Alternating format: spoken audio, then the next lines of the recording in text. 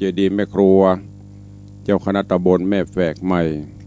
เจริญปอนต้อนรับโยมปีทัดพิชาสุสิงคำหรือแม่เลี้ยงนางเจริญปอนต้อนรับคุณโยมชนจันทร์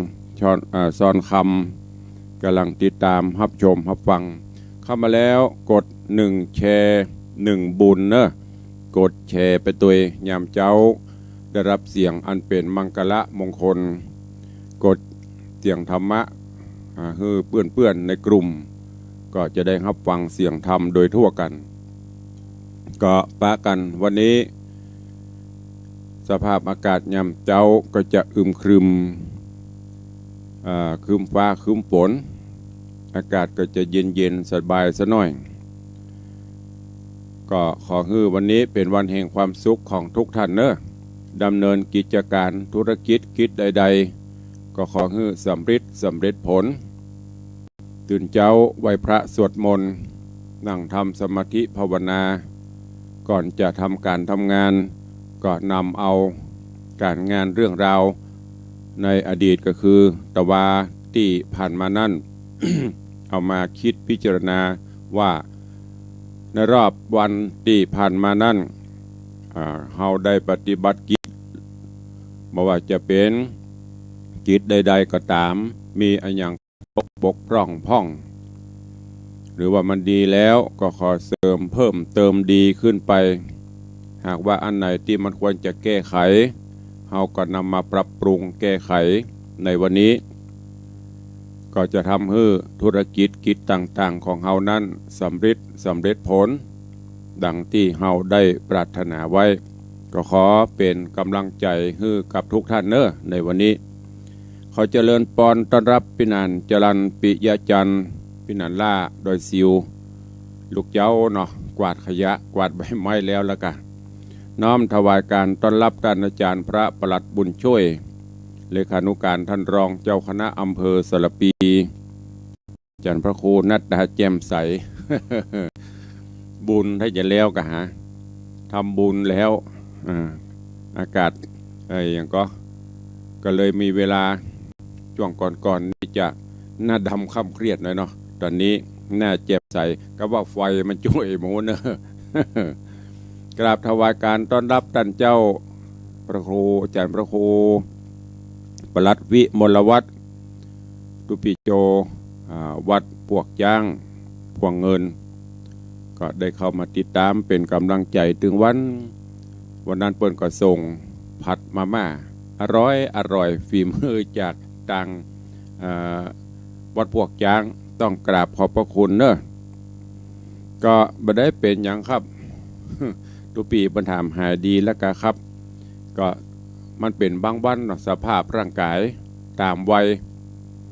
58ปลาย3วันเข้ามาดีละก็ถ้ามีงานก็จะเคร่งเครียดกับงานน้อยหนึ่งตอนนี้การงานยังก็เสร็จสิ้นไปสภาพร่างกายก็ได้พักได้ผ่อนพ่องหน้าตาก็จะสดชื่นขึ้นมาพ่องขอบพระคุณทุกรูปทุกท่านนะครับเนอะที่ได้เป็นห่วงและที่ได้ติดตามรายการมาโดยตลอดจนวันเกิดที่ผ่านมา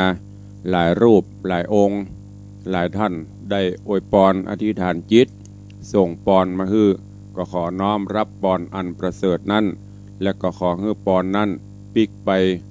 ปกปักรักษาครูบาอาจารย์ตลอดจนสาธุชนญาติโยมทุกท่านตัวเองวันนี้ก็ก่อนที่เราจะได้ได้จากันนั่นก็รับฟังสิ่งดีๆคือเสียงธรรมะกันก่อนเนาะในยามเจ้าหลังจากที่เราได้ไหว้พระสวดมนต์กันมาแล้วก็ขอเน้นย้ำเนอะพุทธศาสนิกชนเราก่อนนอนก็ดีตื่นนอนก็ตามจะเป็นละอย่างตั้นเจ้าละอย่างตุลุงละกิจของพุทธศาสนิกชนนั่นก็คือการไหว้พระสวดมนต์อย่างบ่ได้ทำได้แห้งก็ขอสัก3 นาทีอรหังสัมมาสัมพุทโธภควาก็ยังดีละดีกว่าก้นหัวนอนบบมานึกถึงกูลพระพุทธพระธรรมพระสงฆ์กูลพ่อกูลแม่ตื่นเจ้ามากระจุมาเตอะดีดพระตวบออกไปแล้วไม่ได้คิดอันนี้แหละคือต้องรวบรวมพละกำลังก่อน ท่านทั้งหลายลองเอาไปปฏิบัติเนอะปล่อยแม่ญาติโยมที่ฟังอยู่ทางสถานีวิทยุก็ดีทาง Facebook เฟซไลฟ์เฮาก็ดีลองเอาไปปฏิบัติแล้วก็ไตร่ตรองดูว่าหลังจากที่เฮาปฏิบัติอย่างนี้แล้วอารมณ์เฮาเป็นจะได้กิจต่างๆของเฮาเป็นจะได้วิเคราะห์เอาจะไปเมากะก้มหน้าก้มตากล้าขายไปสุดท้ายเมื่ออย่างเกิดขึ้นเขาจะแก้บัดนั้นต้องรู้จักวางแผนเจ้ามาก่อนที่จะออกไปงานวันนี้จะเนี่ยหยังงานที่เจ้านายสั่งมีอย่างพ้องลองเอามาคิดพิจารณาพอเนอะแล้วจะทำให้กิจต่างๆสำเร็จผลลุล่วงไปแม้แต่ตัวธรรมภาพกล่าวกับผมเวลาจะทำงานบางเจ้าก่อนที่จะออกปฏิบัติศาสนกิจภารกิจก็จะต้องมาคิดว่าวันนี้จะเนี่ยอย่างพ้องถ้ากลัวลืมก็จะจดไว้งานค้างอย่างตะวาสมมติเขาจะมีงานเขาทำบัตรตันเสร็จมันค้างอย่างพ้องก็จะติ๊กไว้แล้วก็ไปไล่เก็บงานนั้นวันไปแล้ววันนี้วันพุธมีต่อแล้วก็การเตรียมงานตุลุงวังสิงคำนี่บ่เหมือนเปิ้นเตรียมงานเมินเป็นเดือนลูกศิษย์ลูกหาบางคนฟังอย่างใจเย็นไอ้ใจเย็นนั่นแหละเวลามันพลาดมันละเขาแก้บัตันเพราะนั้นตั้งแต่ดำรงตำแหน่งมานี่จะละเอียดจะง่ายๆก็คือจะเป็นคนเจ้าระเบียบทุกรูปครูบาอาจารย์เฮาหลายรูปก็เหมือนเดียวกันเนี้ยเฮาเอามูนี้มาใจคำสั่งคำสอนครูบาอาจารย์ที่เปิ้นสั่งสอนไว้เฮาก็เอามาปฏิบัติญาติโยมก็เหมือนกันลองเอาไปใจเนอะแต่ว่าขายครัวอันนั้นหมดก่อเปิ้นมาถามอันนี้มันบะหมี่กาจะเนี้ยจะใดจะไปเอาซื้อมาเพิ่มมาเติมก่อมันแจ้มันหมีกับปล่อยมันหมีไปขายกันไปจนรอมันหมดมันเสี่ยงสุดท้ายมันก็จะลำบากเนอะฝากไว้ตัวเอง ก็เจริญพรต้อนรับท่านเจ้าสิทธิชัยอินทวโนแล้วก็ท่านตุปีธนะภูมิปัญโยวันพวกวันฮือเพิ่นจะได้แฮปปี้เบิร์ธเดย์นะก็เดี๋ยวรอขึ้นต้นเดือนก่อนเนาะจะได้ประชาสัมพันธ์ให้ตัวเองขอขอบคุณทำกรรมเนอะเปิ้นมามุทิตาอันนี้คือเป็นห้องอย่างรักกันจริง หูข่าวก็มาอันที่เปิ้นมาก็ฮักนะเจ้าบ่ฮักแต่เปิ้นกลัวก็ขอบพระคุณตัวเองเอาละมาฟังน้ำฟังธรรมกันก่อนเนาะเวลาก็ล่วงเลยไป10 กว่านาทีแล้ววันนี้มาฟังกันต่อในเรื่องของมโนราปีนแก้วผูกที่16ตอนที่2 ถ้ามีเวลาก็จะลวดขึ้นผูกสุดท้ายแต่ว่ามาถึงที่โพธิสัตว์เจ้าเปิ้นกำลังจุทนะที่ไปตัวหามโนราจนกระทั่งถึงปุณละเขาไกรราชได้พบได้ปะกับครอบครัวของมโนรามดแล้วก็ได้ทดสอบบุญญาบารมีโดยที่ป่อพญาของป่อของมโนราคือลองทดสอบใจธนูยิงดอยยิงอย่างต่างๆก็ทดสอบปรากฏว่าธนูยิงไปแตกหมด มหินนักแสนที่จะนักไผ่ยกมาได้ลองฮือสุทนะยกสุทนะก็ยกขึ้นได้อันเนี้ยดังที่ตุลุงได้บอกไปแต่ว่าอันอย่างต่างๆเราต้องใจปัญญาธนูก็เหมือนปัญญานั่นแหะที่ยิงไปกระทะภูเขาต่างๆแตกย่อยสลายลงกิจการงานถ้าเราใจสติใจปัญญาของเราแก้ไขไปปัญหาเหล่านั้น อย่างที่เรากึดบนบ่ครบบ่แตกมันก็จะแตกไปเกิดบ่ได้ปรึกษาผู้หูปรึกษาป่อปรึกษาแม่ปรึกษาผู้ที่เปิ้นมีประสบการณ์ขอกรรมชี้แนะชี้นำจะไปเก็บกดไว้คนเดียวเนอะเก็บกดไว้คนเดียวก็เดียวสมองจะแตกแล้วก็จะเครียดมีอันอย่างที่มันนักเฮาพอที่จะไปปรึกษาขอความชี้แนะชี้นำเปิ้นเมื่อเปิ้นบอกเปิ้นแนะเฮาก็มาปฏิบัติบางหินที่มันนักและแหง สุทนะยกขึ้นได้นั่นก็คือของนักอย่างต่างๆที่เขาแบกไว้โป่งวางเหี่ยพ้องปลดปล่อยโป่งวางลงไปอาจจะไปแบกไว้นักลำไปถ้าเขารู้จักแก้ปัญหารู้จักใจสติปัญญาอย่างต่างๆที่มันนักมันก็จะเบาจะยกจะง่ายเนอะขอฝากไว้ในข้อคิดธรรมะของนางมโนราปิ่นแก้วตอนนี้ไปเชิญทุกท่านติดตามว่าเรื่องราวของมโนราปิ่นแก้วจะเป็นจะใดนิมนต์และเจริญปอนเชิญทุกท่านติดตามรับฟังณโอกาสบัดนี้ นะโมตัสสะภะคะวะโตอะระหะโตสัมมาสัมพุทธัสสะ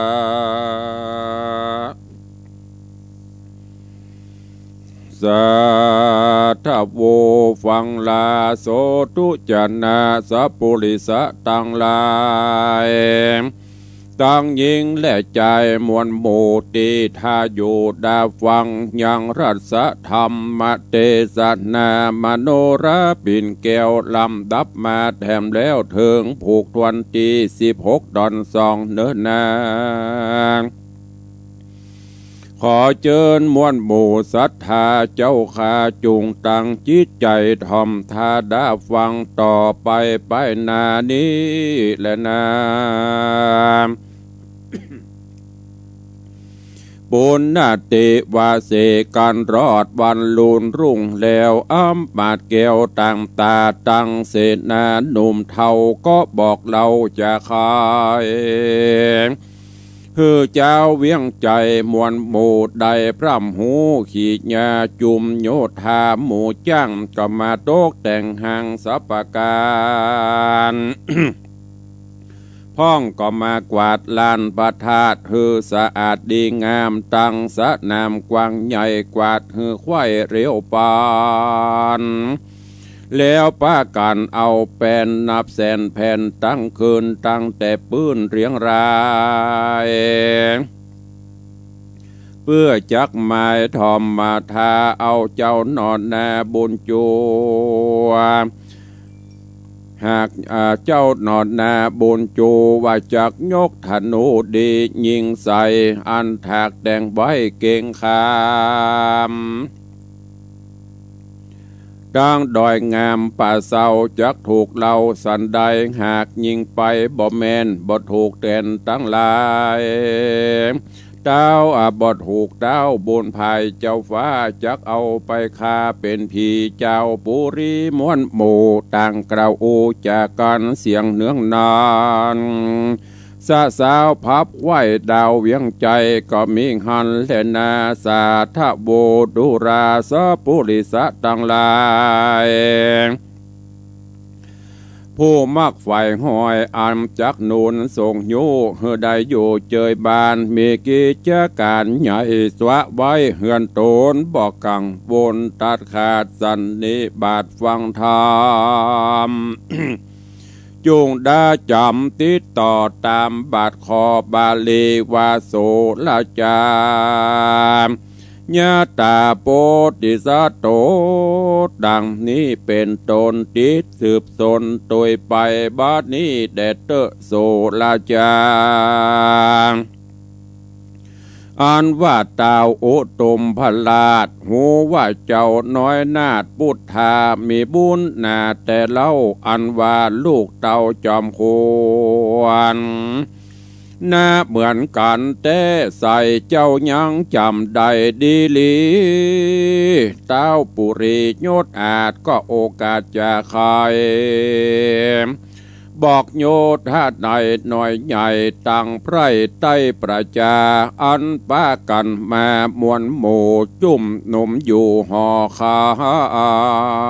ม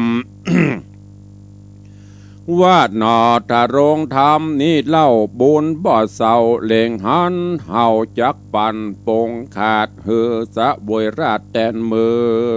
อง ยกนางบนเรืองหนอดลากงามเงื่อนฟ้า มโนราเป็นจาญากู้หอยได้จื่นจ้อยเหาไปการเต้าห่อใจกล่าวแล้วก็หือเจ้าหนอแก้วถ้าโรงธรรมคือนางแต้นคำวะวาดหือนางหน่อยนาฏราชธิดาโคดเข้ามานั่งไกลตนเต้าไทยผู้ทอนก็จะกำปอนบอกเดาว่าขอหือสองเจ้าบุญนาอยู่ที่ข้างจื่นจ้อยได้กลาดกร้อยมานภัยแม่นจักไปเหนือไตคนน้อยใหญ่หุ่มแห่ฝูงโรกาพญาติอย่ามาปาดอินทรีมีฤทธิ์ที่เรื่องราบใจญะภาพจุมปูจุมศัตรูหายขาดเคราะห์อุบัติหายเนได้สวัสดีคำเจ้าจุงมีแก่เจ้าสองขากันตนราจากล่าวแล้วอำมาตย์แก้วต่างโดนต่างรีปนหนุ่มท่าเอาต่างก็ไหลหลังเข้าถวายปอนเจ้าหน้าก่อนใหญ่น้อยต่างกล่าวถอยกำดีว่าขอฮือสองสลีดนอละ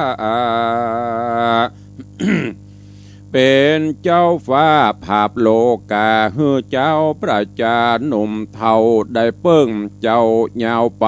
กันจุ่มเจ้าไตกล่าวแล้วอำมาตย์แก้วต่าง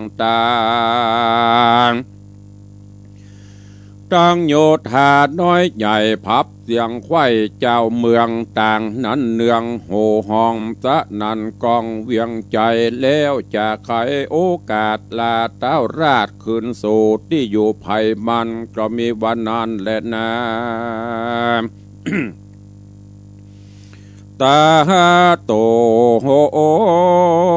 มหาสัตโต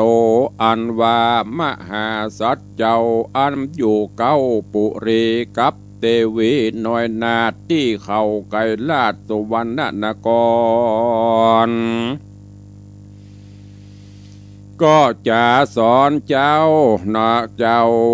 นอนก็สอนเจ้ากินนอนมวลหมู่ได้พรำหูกองธรรมเว้นจากกรรมฮึกหยาบคือว่าบาปนาอันจักป่าหืดใดตุกเอาไม้ไปลุนแม่นเป็นคุณยศอาจกันบาปปราดลาวียอมเครื่องขี้ไม่เดือดบ่หูเหือดคืออื่นวานส่วนภาละบุญตันมากน้อยไผ่ไฟหอยกระตำเว้นดงดำเป็นโตดบุญจักโพดช่วยกำเหือหลวงล้ำไผ่มานแถมประการหนึ่งเล่าคนหนุ่มเท่าโลกีจุงมีขันติตั้งมันโอดเงื่อนกันไปในแม่นมีไผ่เงี้ยหายบ่ตอบใส่ต่อตามแม่นเขาไขกำแจ้งด่าก็อดใจกว่าสันดีอันว่าขันตีนี้ใส่จัดแบ่งไว้เป็นสามขันที่งามโลโอนละเอาลำโลนบนอาปาล่วงโปนต่างผ่านเกือโอดกาตามการน้อยใหญ่หือเมียนควายตามมีบนละหนียังผ่อนเหตุแดดฮ้อนฝนตกบ่อ้างบกอ้างน้ำบ่อ้างค่ำแรงงาย บ่อ้างขวายอ้างเจ้าอดสาเต้ากระทำการเฮือปริโยโอสารสุดยอดบ่ละเดือดบ่ละทอดกลางโหนจากป่าเหือโตนโป้นจากต่างตุกยากเครื่องกาโคนบ่อดสาขี้คานใจสะต้านกลัวการยะเอ็นยานสะตอนบ่เมียนจอดบัวระมู วนอ้างเหตุกูอ้างเหตุกวนหลายสิ่งว่าแดดฮ้อนยิ่งหนานำอ้างฝนเปียกหำลำบากได้ทุกยากนาการเมื่อเวลายามเจ้าก็อ้างว่าบ่ได้กินข้าวยามไงการว่ารอดขวายมาไข่ก็อ้างว่าเอาไว้ยามแล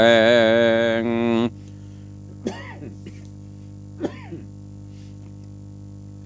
การตาวันแดงต่ำจากก็ว่าวันนี้ค่ำลาเลือดลายเถิงยามไงพวกเจ้าก้อยตังเก้ายามดี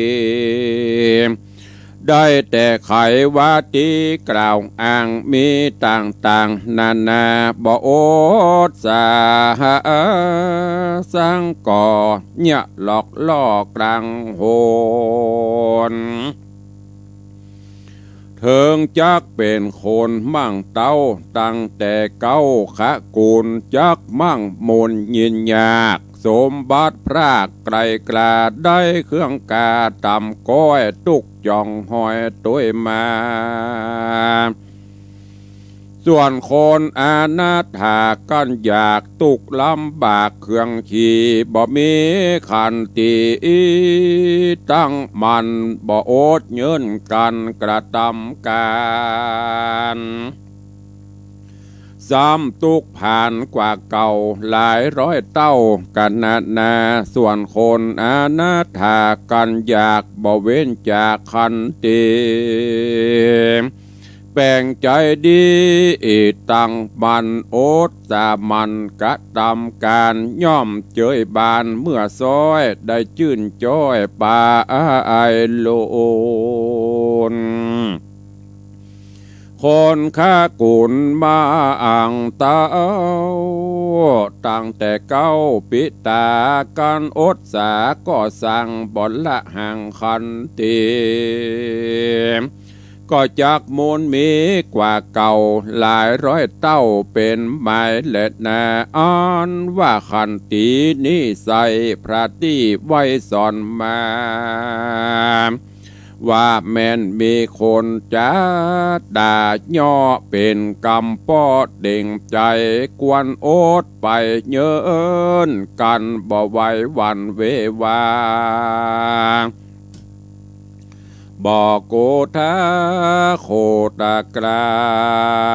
บ่ตอดตาพระโจรแม่นมีคนใจถอยมาตีต่อยกาญาบอกโกธาโคดหายตีตอบใส่ต่อตำมีใจนำเตี้ยงมันบ่ไหววันฝืนครอนชื่อว่าถอนเกาหากแห่งตังตุกยากนาและนาอันว่าขันตีแถมประการหนึ่งใส่ยาเมื่อเจ็บป่วยไข้เมื่อยหนาวนายโรคาภัยพยาธิมาตองปาดกาญาก็บอกเววาไว้วันโอดเงินกันตามธรรมว่าสัตนานามมวลหมู่อันข้างอยู่สงสารมีกรรมปาปานแต่ท้ายบ่เว้นไว้โคโอนได้โรคาภัยพยาธิย่อมมาปาดเบียนขวีเครื่องขี่เอาไม่บอกเว้นไว้เสียคนกวนอดใจตนไว้มันบ่ไหววันเววาปาริเวตนาระอัมทอยมาหาจมแจ้งปอยนอครางบ่ละดังแบบเบาอันนักผาดเจ้าปฏิบัติมา เกิดพิจารณาหูควายอดใจได้ตามดีชื่อว่าเป็นขันติพาเสดป่าเกิดสวัสดีแลนา อันว่าขันติสามประการนี้สายดังกล่าวไว้ไขมาคือโอตสาก่อสร้างยังการมากวางหลวงลายเก้าเถิงปลายเมียนจอดบลาตอดกลางโหนก้อนว่ามีคนจะถอยจะแจ้งป้อยราวีแปลงใจดีตั้งมันบ่ไหววันไปมาบ่ใครจะต่อตาจะแจ้งด่าคนใดโรคาภัยใหญ่น้อยมาจ้องหอยตัวตนบ่เวบนไหววันสติมันขันติมีดังนี้บาทกล่าวจีกฎมาให้ตาอ่านตั้งหลายน้อยใหญ่จำชื่อไว้ในใจ ปฏิบัติไปอย่าขาดอย่าประมาทลาสาย่อมจักป่าพ้นจากต่างตุกยากจุประการนอโปติยามน้อยนาดได้โอกาสจะสอนฮื้อหมู่กินนอนหนุ่มเท่าได้หูเก้าและกองดีเจ้าปุรีมวลหมู่อันนั่งอยู่แนะนำได้ฟังกรรมกล่าวจี้หูแจ้งที่ตามมีต่างยินดีชื่นยาวสาธุเศร้าเนืองนานแล้วป้ากันก้มกล่าวลาเต้าเจ้าคืนสู่ในที่อยู่ภัยมันก็มีหันและนาอันนอเจ้าโปติสัตบุญเรืองสะบวยเมืองกว้างใหญ่จุ่มไพร่ไตเจยบ้านสุขสำราญไข่ห้องโค้งเขตต้องไก่ลาดคิเลนอมุเนน้อยนาดอยู่ภาสัตห่อใจก็มีใจกึดฮอดเถิงเจ้ายอดปิตาตั้งมารดาแม่เจ้าอันอยู่เฝ้าปุรีว่าจากสวัสดีจื่นจ้อยหรือตามกอยมองผ่านบ่เจยบานเอาไม่บ่หูได้สันได้ ย้อนอยู่ไกลต่างดาวบ่มีภัยกล่าวใครจะกวนเราราอย่าจะรีบไหวหน้าขึ้นสู่ในที่อยู่เมืองลางไปหายังพ่อแม่หูเน่หันใส่หนอห่อใจกึดแล้วก็บอกนางเกี้ยวมโนราว่าดูรานางบนนาหนอนาเอาวานผูกนี้เจ้ายำงาย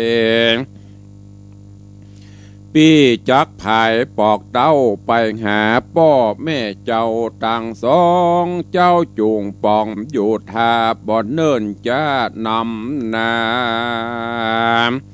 จากคืนมาหาเจ้าเป็นดังเก่าเดิมอ่อนและนางเฮยมือนานางมโนราน้อยนาดฟังโอกาสไขปันแห่งผัวควันนอละ เหมือนดังฟ้าผ่าหัวใจน้ำตาไหลย้อยหยาดให้ฟ้าฟาดเจ็ดน้ำตาริร่ำจากล่าวถอยมีบ่อน้อยหลายประการว่าดูราผู้บานปีเจ้าปีจากไต่ตาหาดงไพรละเสียไกลน้องละอยู่ทาไปหลังเตี้ยงตุกขังหลายแหล่บ่เวนแว่คืนวาน กำไข่ปันแต่เก้าสืบแต่เล่ากันมาว่าอยู่พังกากวางใหญ่มีค่าใจตาสีเงินคำมีหลายหลากบอดตุกยากนานำของกินล้ำจุสิ่งระสะยิ่งหลายอันนำมาปั่นแวดกระไอกินบอดใดกายคอพอดูหอภาษาใส่วาดเจียงคาน หา3 ล้านบอดใดตุกเอาไม่เผาใจโบราณไขกล่าวจี้ดังน้องนี้มโนโหราปีจากลาไปจากลาละพระไกรโหนตุกหนอเลโลนไม่เดือดเตียงจักเกิดมีมาเหตุนั้นนาพี่เจ้าจากได้เต้าดงรีจากทุกขีดลำบากหนต่างยากเปียงใดจากโอดไปจอมกว่าบุบุญป่าดงตานสุกจอมอาสุกทุกจอมกันนั่นใส่คนโลกใดโลกาบนินตาเล่านะว่าเป็นหญิงตั้งจ้าจังไรมีน้ำใจพาเสดป่าฮือเกิดเจยบานและนาพี่เหอเอ้ยเนติตังขีญาสังวันนาวิเศษจะห้องเหตุธรรมเทศนานางมโนราปิ่นแก้วผูกทวนที่17ตอนที่1ก็บังโกมโสมเรศเดช วันนี้ก็ได้สดับรับฟังธรรมเทศนานางมโนราปิ่นแก้วก็ได้ขึ้นมาถึงยังผูกทวนที่16ตอนปลายและ17ตอนเก้าลำดับลำดามันถึงผูกสุดท้ายแล้วเนอะใกล้จะอวสานในตอนนี้ก็มาถึงหลังจากที่โพธิสัตว์เจ้าสุทธนะได้ใจธนูยิงดอยยิงผำจนแตกสลายย่อยยับไปยกบหินบาผาที่มันนักกระโปนไปดังที่พ่อพญาแห่งเขาไกรลาดได้หวานใจทดสอบเมื่อหันว่าโพธิสัตว์เจ้าสุทธนะสามารถทำได้ทุกสิ่งทุกอย่างเป็นตีเปิงอกเปิงใจก็เลยจัดพิธีอภิเษกสมรสคือสุทธนะกับมโนรา ได้อยู่ด้วยกันฉันสามีภรรยาสุทธนะก็ได้นำธรรมะหลักธรรมคำสอนมาชี้แนะชี้นำอบรมให้เจ้าประชาเจ้าบ้านเจ้าเมืองไกรลาดได้หู้ได้ปฏิบัติตามศีลตามธรรมบ้านเมืองก็มีความสุขร่มเย็นอย่างก็ตามอย่างที่ได้บอกไปตะกี้ความอดทนขันติความอดทนอดทำบากอดตากตำลำบากต่างๆขยัน ซอกบ่าหากินด้วยอาชีพด้วยความสุจริตประเบียดแบบขี้ค้านบะเกลียดค้านอย่างในธรรมหรือในหลักธรรมะเพิ่นบอกไว้คนขี้เกียจขี้ค้านลักษณะของคนขี้ค้านอ้างหนาวไปเนียการก็โอ้ลูกบอกเนียการบอกโอ้เดี๋ยวก่อนหนาวอยู่ควายมาก็อ้างฮ้อน ไปเนียการก็โคฮ้อนอยู่ตายบอกไปเตื้อแฮมเบิร์ดก็ไปข้ามมาหน่อยโอ้ข้ามละบัดตันเฮ้ยมันผูกไปเนี้ยเดี๋ยวฝนตกอยู่แดดออกอยู่เนี่ยลักษณะคนขี้ขานอ้าง ตะปะ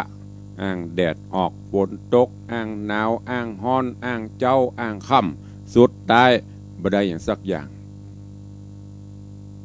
คนที่เปิ้นขยันมันเพียรมีขันติ มีความอดทนนักเอาเบาสู้สุดท้ายเพิ่นประสบความสำเร็จถ้าคนใดปฏิบัติได้เช่นนี้สถานะความเป็นอยู่ฐานะหลักฐานฐานะการงานเขาก็จะดีขึ้นเนอะก็ฝากฝังไว้ตัวในตอนนี้มาถึงที่สุทธนะได้อยู่กับมโนราก็เมินปอควรก็มาเกิดถึงป่อกึดถึงแม่อยู่บ้านอยู่จองจะเป็นจะได้จะตุกยากปานใดบ่ฮู้จะตุกจะยากกะเดี๋ยวมีอย่างเกิดขึ้นในบ้านในเมืองกะกึดใจได้อีกก็เลยจะขอลาปิกไปเยี่ยมบ้านเยี่ยมจองสักกรรมสุทนะก็ไปบอกลามโนราได้ยินจะอีเหมือนยังจิตใจลุดออกหัวใจลุดออกจากตัวหยุดบ่อยู่ด้วยกันด้วยความสุขบานบั่นใจเดี๋ยวพี่จะลาละไปจะคือข้าน้องอยู่จะบ้านจะเมืองเพิ่นก็จะว่า เพราะฉะนั้นจะไปตัวสุขก็สุขด้วยกันตุกก็ตุกด้วยกันกินน้ำแกงข้าวตังก็เข้าด้วยกันพ่อไม่จะเป็นจะได้นี่แหละคือสามีภรรยาหรือผัวเมียกู้บุญบารมีกันบางคนนั่นหันผัวตุก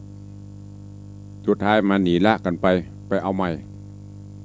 บางคนหันเมียแบบสบายหันเมียตุกละกันไปคนโบราณเปิ้นจะแต่งงานที่เปิ้นอวยปอนคือสู่เจ้าทั้งสองถือไม่เต้าหยอดทองกับบองหยอดเพชรอยู่ด้วยกันไปมันกึดมันสร้างผัวเป็นไฟคือเมียเป็นน้ำผัวเมียเป็นไฟคือผัวเป็นน้ำ อยู่ด้วยกันอดทนอดกั้นไปเนอะจะร่ำจะรวยสมัยปัจจุบันนี้ญาติโยมทั้งหลายก็อย่างที่หู้อยู่ด้วยกันไปก็ได้ก็ทะเลาะเบาะแวงกันไปเลิกลากันไปละลูกละเต้าเหี้ยหายยาหยาดเป็นปัญหาสังคมเพราะบ่ได้ใจหลักธรรมมาประพฤติปฏิบัติดังนั้นก็ขอฝากไว้เนอะกับทุกท่านได้นำไปคิดนำไปพิจารณาประการสำคัญนั่นก็คือมีสติสัมปชัญญะหูตนหูตัวอยู่เสมอมีปัญญาสามารถที่จะแก้ไขปัญหาแก้ไขสถานการณ์ต่างๆได้บ่เป็นคนขี้เกียจขี้ค้านบ่อ้างหนาวบ่อ้างร้อนบ่อ้างแดดออกฝนตกตั้งจิตตั้งใจ ประพฤติปฏิบัติหน้าที่การงานของเฮาคือดีที่สุดอยู่ด้วยกันแล้วก็คือฮักกันแป้งกันซื่อสัตย์ซื่อต่อกันผัวซื่อต่อเมียเมียซื่อต่อผัวมีอันใดก็ปรึกษาหารือกันครอบครัวนั้นก็จะมีความสุขเมื่อสถาบันครอบครัวเข้มแข็งหมู่บ้านตำบลอำเภอไปจนถึงประเทศชาติก็จะเจริญไปพร้อมกันฝากกับทุกท่านในเรื่องราวของมโนราปีนแก้วไว้เพียงเท่านี้เนาะเวลาก็เว้ยใกล้จะหมดเวลาแล้วก็ในเข้าสู่โหมดใต้รายการจะได้ตักตายได้อู้ได้จ่ากันในต่างของ Facebook ตอนนี้ ก็เข้ามาหลายโยมปี้จงรักพี่ไอจังซอยุทธนาโยมตู่เข้ามาร่วมชมแล้วก็มีท่านนายกเจริญคำยมาโยมปี้อัญชลีคำกิติโยมลักษณะเกตดีกราบไหว้สาเจ้าดำประคูสาธุเจริญปอนทุกท่านเนอะติดตามรับชมรับฟังก็จะนับเป็นประจำทุกเจ้าตั้งแต่เวลา6 โมงป่ายถึง7 โมง ก็จะมีถึงไลฟ์สดคือพอคือฟังแล้วก็ต่างสถานีวิทยุ 3-4 คลื่นด้วยกันเป็นประจำทุกเช้ามรดกธรรมกำเมืองโดยตุลุงในวังก็น้อมรับน้อมขอบพระคุณทุกท่านเนอะก็วันนี้ก่อนที่จะได้อู้ได้จ๋าก็ขอขอบคุณทุกท่าน ที่ได้เมตตาต่างวัดต่างวางานสำเร็จไปตะวานี้ต่างช่างต่างศาลาได้มารื้อนั่งร้านหรือนั่งร้านที่ได้ขึ้นได้แปลงพระธาตุเจ้าเจดีย์ตอนนี้ได้ยกชัดขึ้นก็ต่างศาลาได้มารื้อนั่งร้านปริปุณนังเซตไป โอ้ตะคืนก็เป่งใส่ไว้เนี่ยออกไปไล่สดคือพอหลายท่านคงจะหันอยู่ทดลองไฟ ก็ขอบพระคุณทุกท่านที่ได้ร่วมโดยเฉพาะแล้วเจ้ามหามูลราชศรัทธาเก้าเงาที่ได้รับการช่วยเหลือบริจาคก็คือโยมธนวัฒน์โยมทัตพิชาสุสิงคำมหารัตนอุบาสกอุบาสิกาได้เมตตาถวายปัจจัยในการพัฒนาในคราวครั้งนี้จนสำเร็จไปแล้วก็ตั้งไฟศาลาที่จะมาทาสีพื้นก็จะก่วยเข้ามาอยู่ก็ต้องขอบคุณทุกท่านตัวแล้วก็ขอบคุณอนุโมทนา ญาติธรรมญาติโยมเนอะทางจากต่าง Facebook ไลฟ์จากต่างสถานีที่ได้ฟังแล้วก็ร่วมบริจาคถวายการเทศน์การธรรมตลอดพรรษาผ่านไปละ5 ศีลตวาขอบคุณโยมพ่อเลี้ยงธนวัฒน์แม่เลี้ยงทัตพิชาสุสิงคำตั้งต้นการเทศน์การธรรมเป็นเจ้ามูลราชศรัทธาเก้าการเทศน์การธรรมตลอดพรรษาจำนวนปัจจัยทั้งหมด 50,000 บาทโยมแม่จันดีวิสุทธินันท์บริจาคการเทศน์ตลอดพรรษา 1,500 บาทโยมแม่ประณีพยัคฆ์ไคหพล 1,000 บาทแม่อุ้ยมอนลอยสุดใจปุก500 บาทแม่อุ้ยมอนจันคำแสงบุญ300 บาทแม่อุดคิดชัย200 บาทแม่สุพรรณาอิมัง200 บาทแม่จันดีสุขเจริญ300 บาทแม่ศรีนวลรันจวน300 บาทแม่จันตาหินศีล200 บาทแม่สุภาอุปนันท์หนองหาน100 บาทแม่ครูเด่นทองจันที500 บาทอันนี้เป็นรายนามของผู้ร่วมบริจาคกันเทศน์กันธรรมตลอดพรรษาตุลงเทศน์ถึงวันเฮาไปวัดเฮาก็ใส่หรอ10 บาท20 บาท50 บาท100 บาทอันนี้ก็ร่วมกันไปเนอะตามกุศลและเจตนาพอออกไม่ออกสถานที่ให้หอมมาจื่ออาจจะตกหล่นก็เมตตาแจ้งเข้ามาตัวเพราะว่าช่วงก่อนนั้นหอมพระธาตุพ่องหอมวันเกิดทุเจ้าพ่องหอมกันทำพ่องมันอาจจะซับซ้อนไปก็เมตตาได้แจ้งเข้ามาตัวเนอะตอนนี้ไปจะได้อู้ได้จ่าดักได้น้ำไม่เอาใครจะอู้จะเอ่ยกลวยตุลวงก็เข้ามาได้เนอะ0817836540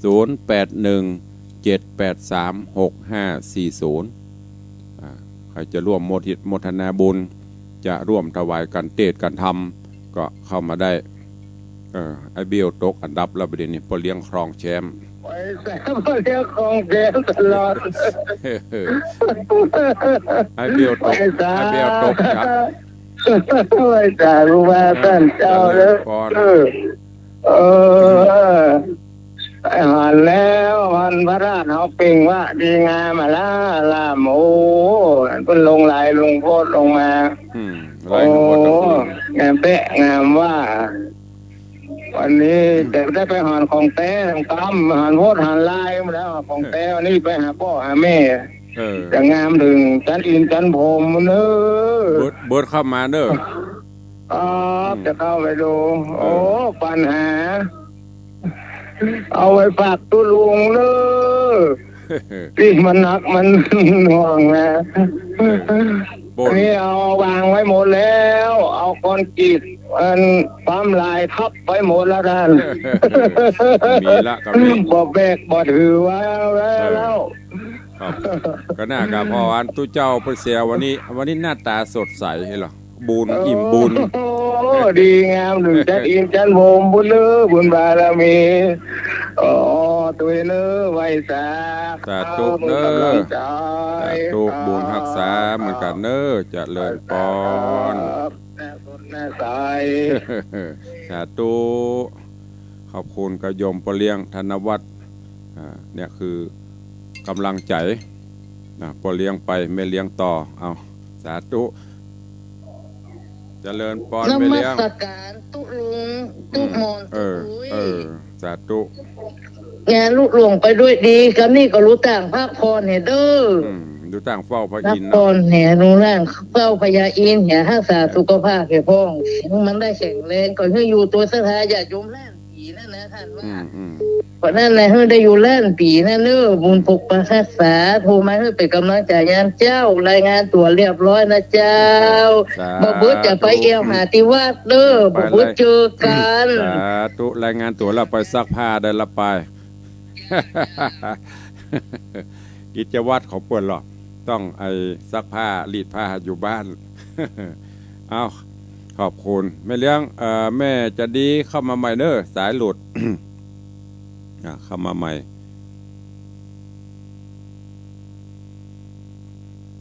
0817836540ขอบคุณตังเฟซ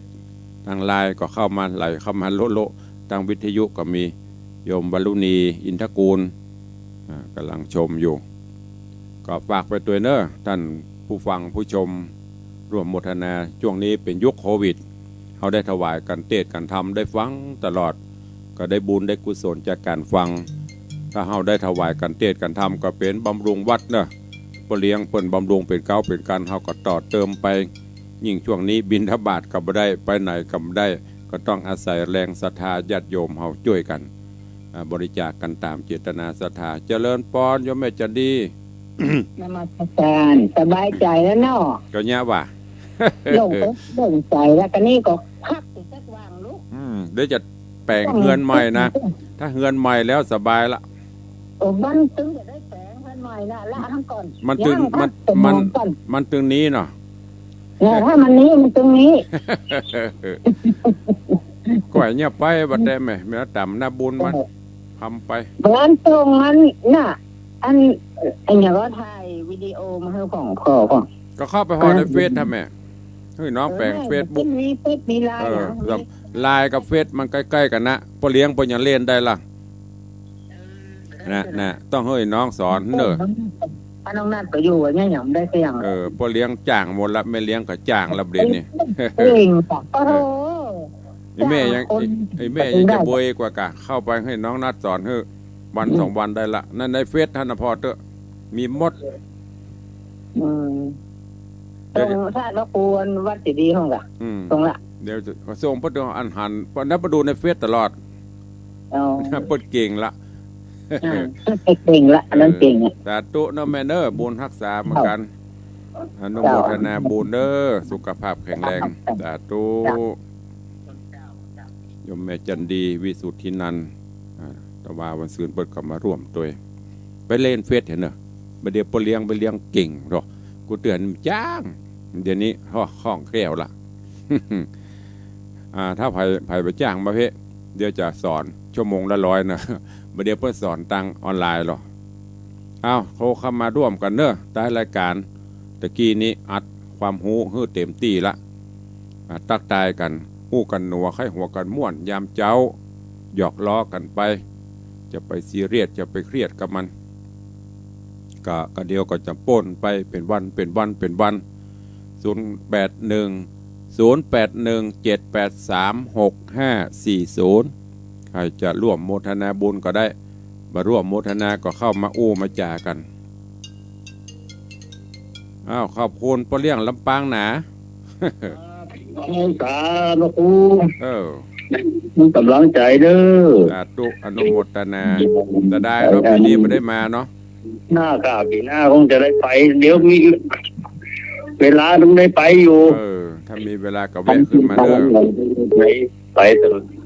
ไปหาลูกเลยหาหลานเลยเองเอาไปก็จะไม่แวะดีแล้วเมื่อกันร้อยใจตลอดเสียเนาะสาธุนะปอนเนอร์บุญรักษาโยมปอดถาวรพิริยะจากนาแสงจังหวัดลำปางหนาโยมแม่ประณีว่าเจ้าไปอยู่เจ้าไปอยู่เจ้าฮัลโหลก็อู้แล่พูดกับฟังตัวเก่าอู้นะครับพาไปแล่วันนี้ได้ไปไหนจ้ะงานเสร็จแล้วก็สบายใจบ้านอยู่จองไอ้พ่องนี่ก็อยู่วัดจะได้พักผ่อนสุขภาพสมบูรณ์แข็งแรงบุญรักษาเนอใส่กระปุกออมสินต่อไป เจ้า สาธุอนุโมทนา เจ้าสาธุเจ้า ขอบคุณกับโยมแม่ปราณีพยาไคหพลหนองแต้นนี่ก็มหาอุบาก่อน ได้โมทนาสาธุร่วมบุญกันมากุปีปีนี้ก็โมทนาสาธุมุทิตาสักการะตุลุงมา10,000 บาทเป็นเจ้าภาพยอดชัดแถมก็ขอขอบคุณเนอะมีสุขภาพสมบูรณ์แข็งแรงอยู่เป็นลมโพลมใส่ลูกหลานไปเวลาเหลือแหมประมาณ2 นาทีเนอะใครจะอู้จะเอ่ยกับตุลุงก็เข้ามา0817836540ใครจะอู้จะจ่ายยำเจ้าอู้กันหนัวใครหัวกันม่วนหยอกล้อประมาณ4-5 นาทีตุลุงจะมาห้างเวลานัก เพราะว่าหูอยู่ว่าแฟนคลับตุลุงไม่มีเยอะ ไม่มีใครโทรเขาว่าตุลุงสวกหรอมันได้สวกถึงอู้จะเอะอู้ตามบนห้องยาอู้กันออกไปตามความนี่นะหยอกพ่องเล่นพ่องบ่ได้ซีเรียสอย่างกับอย่างเนอะอู้ไปเพื่อเฮือศรัทธาได้ม่วนได้งานไม่ได้สวกอย่างเนอะแต่จะอู้ม้วนแต่ได้ก็ไปจ้างครับว่ามันเปิ้นภาษาบนห้องวะจริตใครจริตมันตัวลงนี่กึดจะได้กับใครว่าก็ว่าเอาไปจนเดี๋ยวยังเผลอลืมอยู่นะออกอากาศก็สถานบุญกับมิไปโคตรไปเกียดยังหยอกล้อกันเล่นกันม่วนมีอยู่ก็ใครจะอู้จะเอ่ยตัวก็เข้ามาเด้อ0817836540